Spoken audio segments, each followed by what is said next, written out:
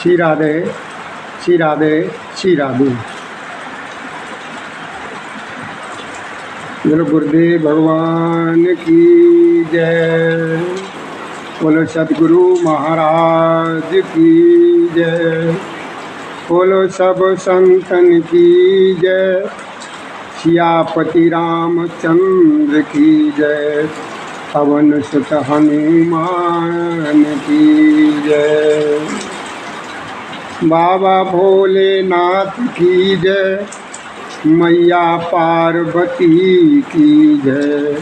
हे गंगा मैया की जय। शेषनाग महाराज की जय। नंदी महाराज की जय। गणेश भगवान की जय।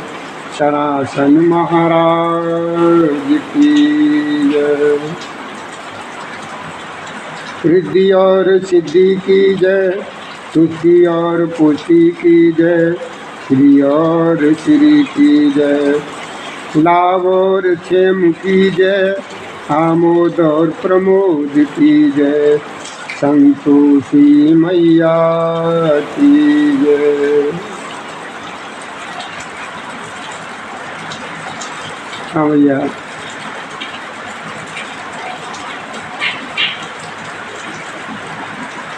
अब आप सभी लोग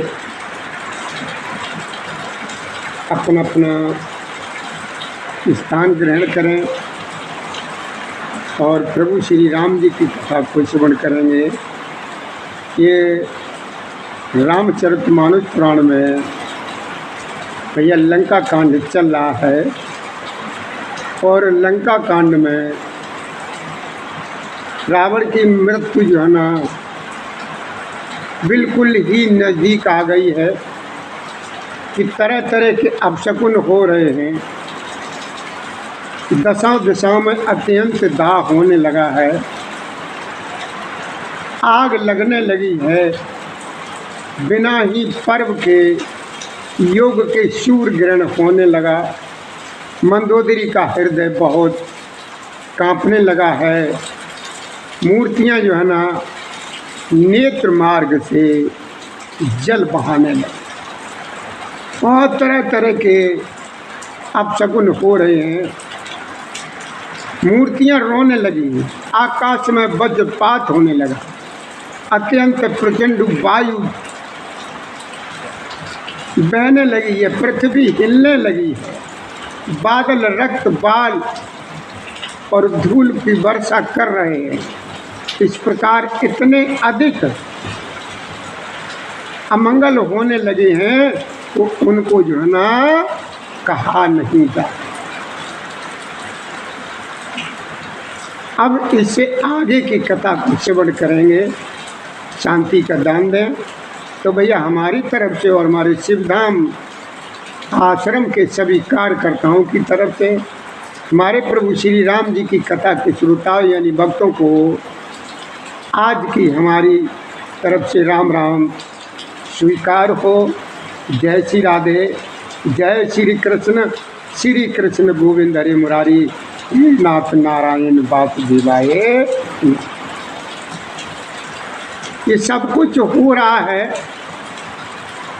तो अब प्रभु श्री राम जी ने जो बाण का संधान किया है, बाबा ने लिखा है तुलसीदास जी ने और मेरे बाबा भोलेनाथ मैया पार्वती को समझाते हैं।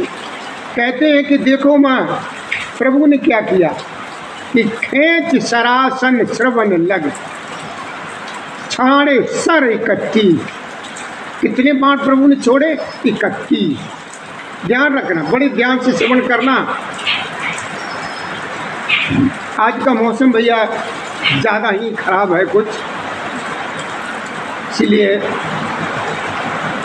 शांति के साथ ध्यान दीजिए भैया कि खेच सरासन श्रवण लगे छाड़े सर 31। रघुनायक सायक चले मानव काल फन। यानी फनी का मतलब फन वाले का मतलब सर्प। हमारे प्रभु श्री राम जी ने धनुष को जो है ना खींच कर कहाँ तक खींचा, कान तक, और उसमें 31 बाण छोड़े हैं। वे प्रभु श्री रामचंद्र जी के बाण ऐसे चले हों, मान लीजिए काल शब्द।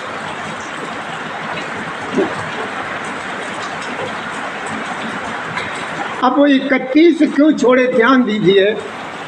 सहायक एक नाभ सर सोता, और अपर लगे भुज सिर कर सोता, और ले सिर बाव चले नाराचा, और सिर भुज हीन रुंड में मैं कहते पृथ्वी।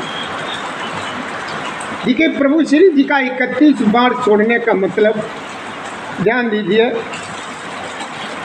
एक बाण ने, प्रभु श्री जी के बाण ने अमृत कुंड को सूख लिया, जो दशानन की नाभि में अमृत कुंड, उसको सूख लिया।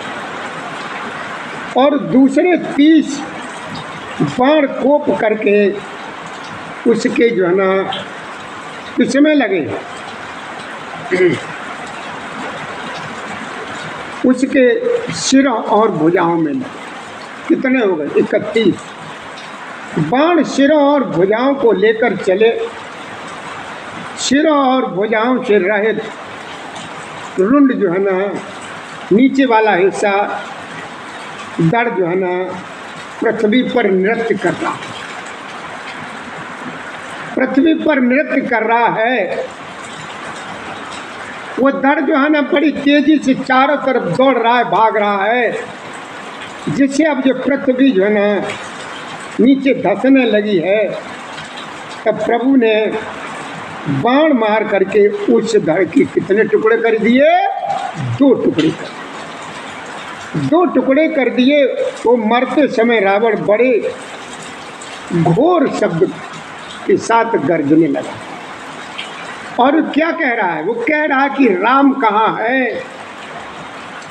ललकार ललकार करके खूब कह रहा है कि राम कहाँ है, मैं इनको युद्ध में मार। उस दशानन के दोनों टुकड़े गिरते ही ये पृथ्वी जो है ना हिलने लगी। समुद्र, नदियां, दिशाओं के हाथी और पर्वत सब ये क्षुब्ध होने लगे हैं।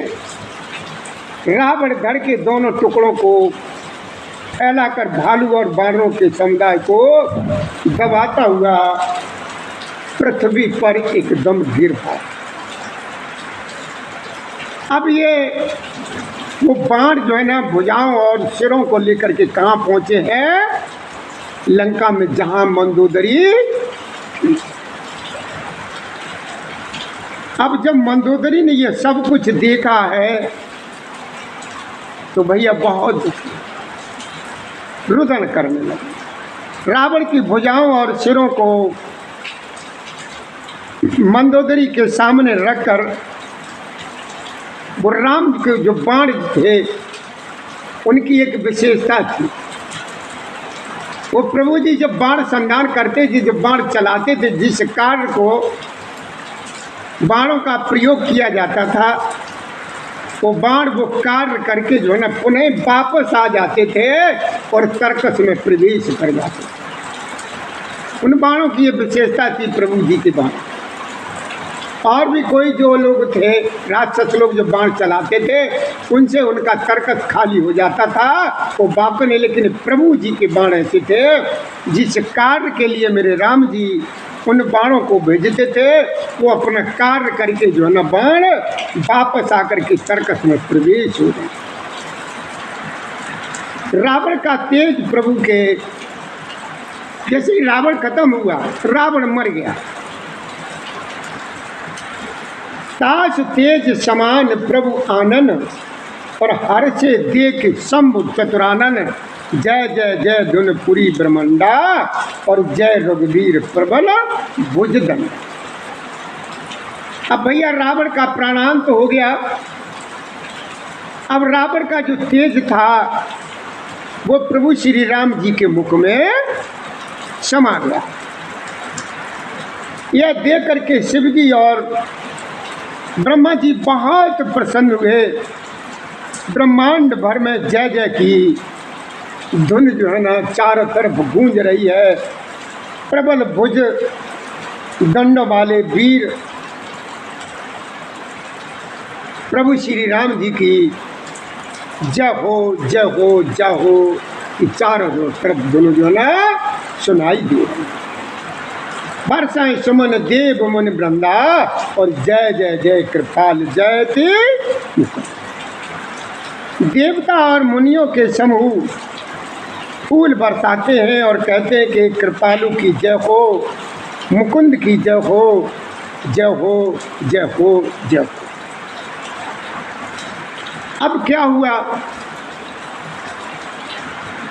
आगे मेरे बाबा भोलेनाथ मैया पार्वती को समझाते हैं। बाबा ने तुलसीदास जी ने लिखा है दोहे में कि कृपा दृष्ट कर भ्रष्ट प्रभु अभय कियो सुर वृंद बाल की सब करते जय सुख धाम मुकुंद। बाबा ने क्या लिखा तुलसीदास जी ने, और भोलेनाथ मैया पार्वती को ये कथा श्रवण करा रहे हैं। कह के देखो माँ अब क्या हुआ, हमारे राम जी ने क्या किया। कृपा ग्रस्त कर भ्रष्ट प्रभु अभय किए सुर वृंद और बाल कीच सब करते जय सुख धाम मुकुंद।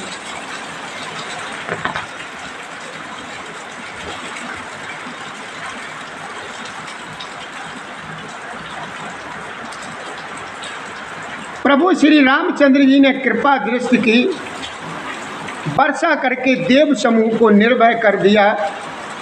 बानर भालू सभी लोग बहुत प्रसन्न हुए और सुखधाम मुकुंद की जय हो ऐसा पुकारने सभी लोग। अब जब मंदोदरी ने पति के सिर देखे हैं तो सिर देखते ही मंदोदरी बहुत व्याकुल हुई और मूर्छित होकर के वो पृथ्वी पर गिर पड़ी। स्त्रियां जो है ना रोती हुई उठ दौड़ी और उस मंदोदरी को उठा करके रावण के पास ले आई। रावण के पास आई हैं तो मंदोदरी ने पति की दशा देखकर वे पुकार पुकार कर रोती हैं और रोने लगी हैं। वो कहती हैं उनके बाल खुल गए किनके। एक दूसरे स्त्रियां देखती हैं, स्त्रियां रुदन कर रही हैं, उनको जो है अपने शरीर तक का होश नहीं है। बाल खुल गए हैं, कपड़े अस्त व्यस्त हैं, कोई कुछ समझ नहीं रहा है, दिखाई नहीं दे रहा है और रुदन कर रही हैं। छाती पीटती हैं और रोती हुई रावण के प्रताप का बखान करती। तब बल नाथ डोल नित धरनी और तेजहीन पावक सस तरनी और शेष कमठ सह सकैन धारा और सोतन भूमि में पड़े गए। क्या कहती हैं, देखिए क्या कहती हैं स्त्रियां जो है ना रावण का गुणगान कर रही हैं। जो जीवित था उस समय का बखान कर करके रो रही हैं। कहती हैं हे नाथ तुम्हारे बल से पृथ्वी सदा कांपती रहती थी। अग्नि चंद्रमा और सूर्य तुम्हारे सामने तेजहीन थे। शेष और कच्छप भी जिसका भार नहीं सह सकते थे वही तुम्हारा शरीर आज धूल में भरा हुआ पृथ्वी पर पड़ा हुआ है। और हे पतिदेव वरुण कुबेर इंद्र और वायु उनमें से किसी ने भी रण में तुम्हारे सामने धैर्य धारण की हिम्मत नहीं की। हे स्वामी तुमने अपने भुज बल से न काल और जल्ला जय श्री राधे भैया जय श्री राधे भुजबल से काल और यमराज को भी जीत लिया था, और वही तुम आज अनाथ की तरह इस पृथ्वी पर पड़ी थी। तुम्हारी प्रभुता जगत भर में प्रसिद्ध है। तुम्हारे पुत्रों और कुटुंबियों के बल का हाय वर्णन ही नहीं हो सकता है। प्रभु श्री रामचंद्र जी के विमुख होने से ही तुम्हारी ऐसी ये दुर्दशा हुई है कि आज कुल में कोई रोने वाला नहीं है, कोई रोने वाला नहीं। देखिए भैया, रावण का ये कह देते हैं कभी कभी लोग कि अति तो रावण की भी नहीं रहती। क्यों कह देते हैं? रावण का नाम क्यों ले? कि रावण से ज़्यादा आज तक कोई गलत नहीं हुआ।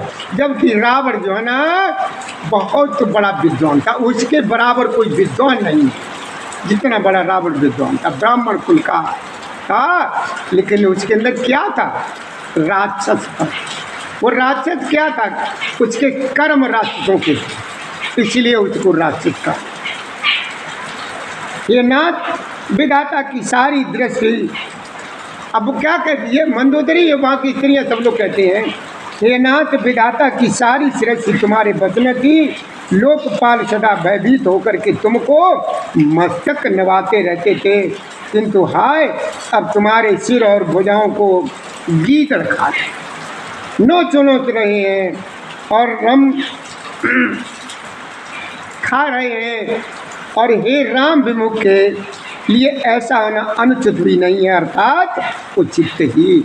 जो प्रभु श्री जी से विमुख रहता है उसका हाल ऐसे ही। हर चीज की भैया सीमा होती है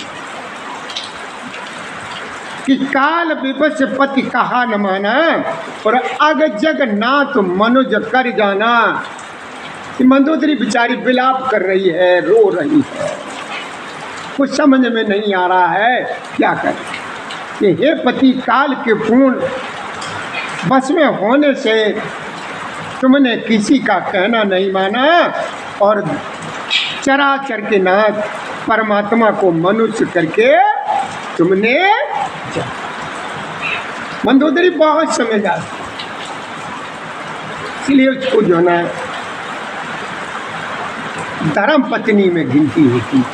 मंदोदरी बहुत समझदार थी। मंदोदरी आगे मेरे बाबा ने लिखा है, भोलेनाथ ने मैया को समझाया, और तुलसीदास ने लिखा है, क्या लिखा है? आहा नाथ रघुनाथ सम कृपा सिंध नहीं आन, जोग वृंद दुर्लभ गति तो दीन भगवान। क्या कहते मैया को समझाते मेरे भोलेनाथ कि देखो माँ, नाथ प्रभु श्री राम जी के समान कृपा का समुद्र दूसरा कोई नहीं है।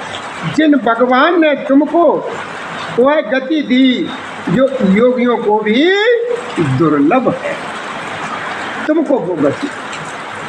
प्रभु श्री राम जी उसी को अपने हाथों से मारते थे, प्रणांत करते थे, जिसने पता नहीं किस जमाने में हजारों पुण्य किए होंगे, हजारों पुण्य किए होंगे, हजारों बार प्रभु को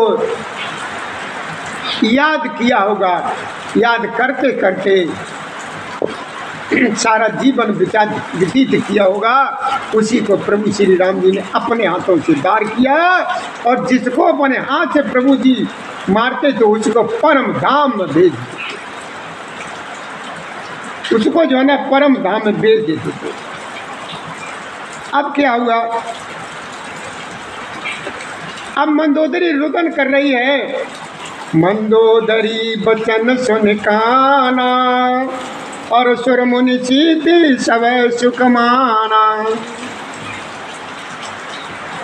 अज महेश नारद सनकादि, और जय मुनि बर परमारथ वादी। अब क्या हो रहा है देखो भैया, मंदोदरी के वचन कानों से सुनकर देवता मुनि और सिद्ध सभी ने बहुत ही सुख माना। ब्रह्मा, महादेव, नारद और सनकादिक तथा और भी जो परमार्थवादी यानी परमात्मा के तत्व को जानते और कहने वाले थे, श्रेष्ठ मुनि थे, वे सभी श्री रघुनाथ जी के प्राण प्रिय थे और रघुनाथ जी को नेत्र भर करके निरखकर प्रेम मगन हो गए और अत्यंत सुखी हुए। अपने घर की सब स्त्रियों को रोती हुई देख करके विभीषण के मन में बड़ा भारी दुख हुआ और वे उनके पास गए। जब विभीषण जी ने अपने परिवार की सभी स्त्रियों को जब रोते हुए देखा तो बहुत दुखी हुए और उनके पास गए विभीषण जी। जब भाई की दशा उन्होंने देखी है तो बहुत दुख किया। तब प्रभु श्री राम जी ने छोटे भाई को आज्ञा दी कि जाकर के विभीषण को धैर्य बनाओ। लक्ष्मण जी ने बहुत प्रकार से समझाया। तब विभीषण प्रभु के पास लौट करके आए।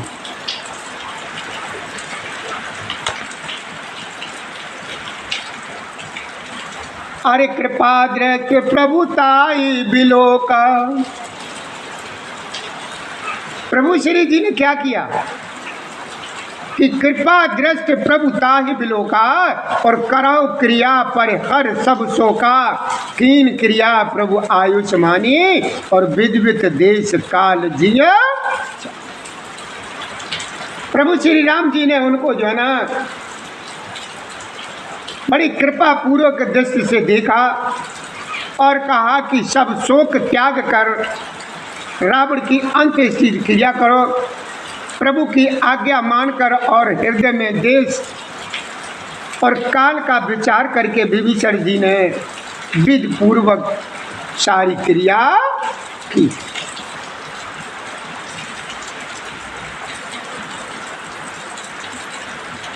सारी क्रियाएं की हैं। अब जो है ना विभीषण जी ने अपने भाई का अंतिम संस्कार कर दिया।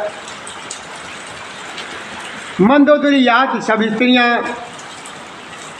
यानी उसे तिलांजलि दे करके मन में प्रभु श्री राम जी के गुण समूह का वर्णन करती हुई महल को चले। तुरंत चले कप सुन प्रभु वचना और कीनी जाए तिलक की रचना। सादर सिंहासन बैठारी और तिलक सारी अस्तुति अनुसार। अब सारी क्रिया जो है ना करके जो है ना अब विभीषण जी की तिलक की तैयारी। प्रभु के वचन सुनकर के बानर तुरंत चले और उन्होंने जाकर के राज तिलक की सारी व्यवस्था की। आदर के साथ विभीषण जी को सिंहासन पर बैठा करके राज तिलक किया और स्तुति की। जोर पान सब ईश्वर नाये और सहित विभीषण प्रभु पे आए। तब रघुवीर बोल कपिलीने और कहे प्रिय वचन सुखी सब कीने।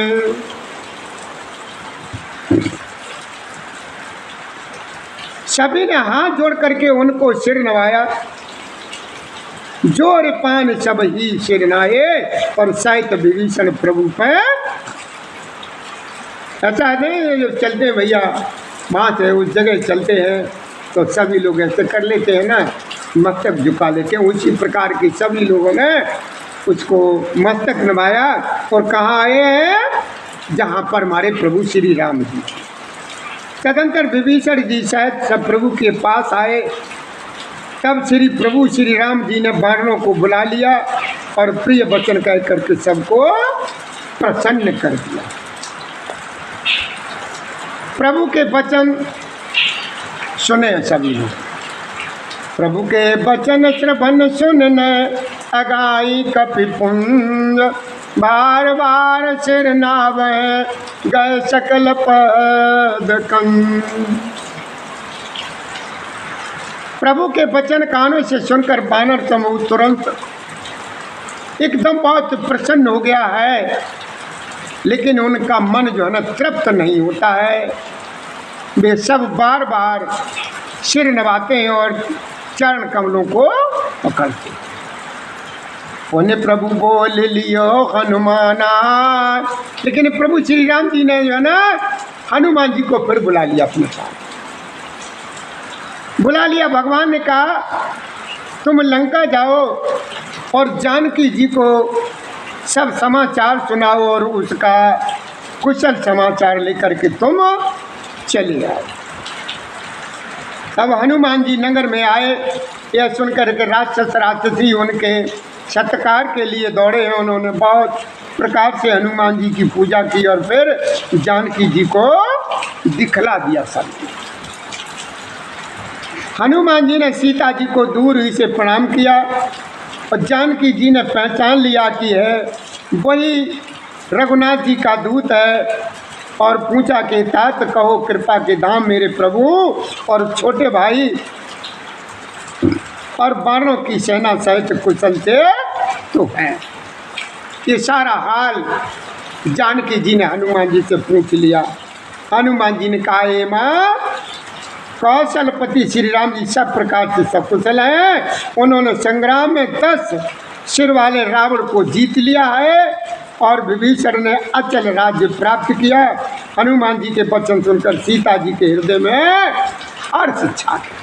बहुत प्रसन्न हुई सीता जी, बहुत प्रसन्न हुई सीता।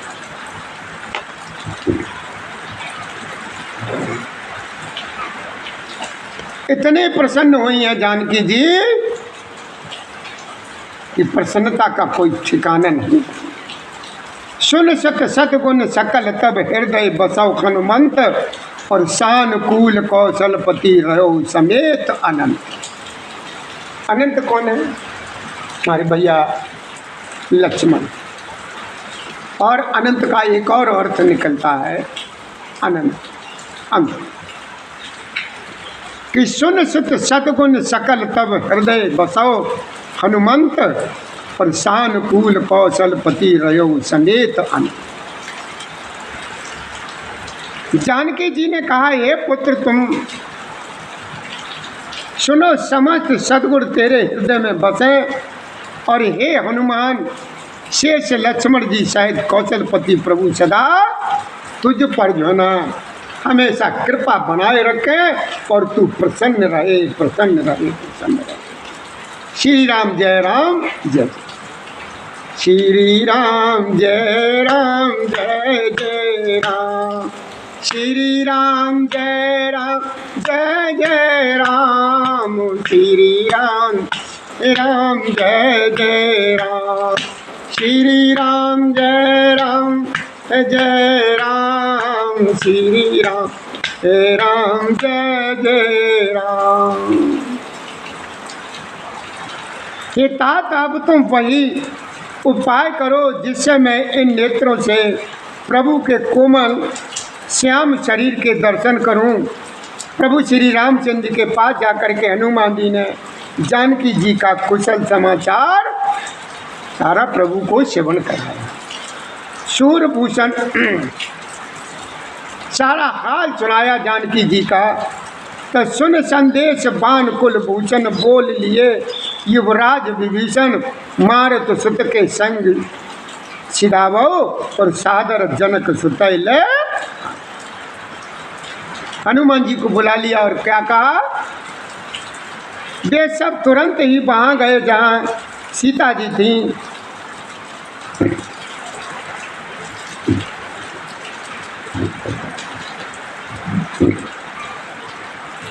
सबकी सब राक्षसियाँ नम्रता पूर्वक उनकी सेवा कर रही थी। विभीषण जी ने शीघ्र ही उन लोगों को समझा दिया।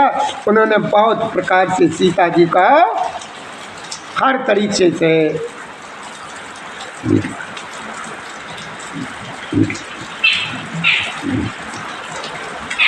उन्होंने बहुत प्रकार से सीता जी को स्नान कराया और सारी सहूलियतें प्रदान करने लगी। जानी बहुत प्रकार भूषण पहराए, बहुत प्रकार से गहने पहनाए और फिर एक सुंदर पालकी सजा करके ले आए।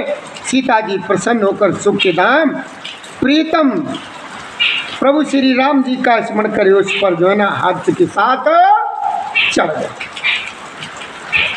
बेत पान रक्षक चौपाता, चले सकल मन परम खुलासा, देखन भालु कीच सब आए, रक्षक कोप निवारण। चारों ओर हाथों में छड़ी लिए हुए रक्षक चले हैं।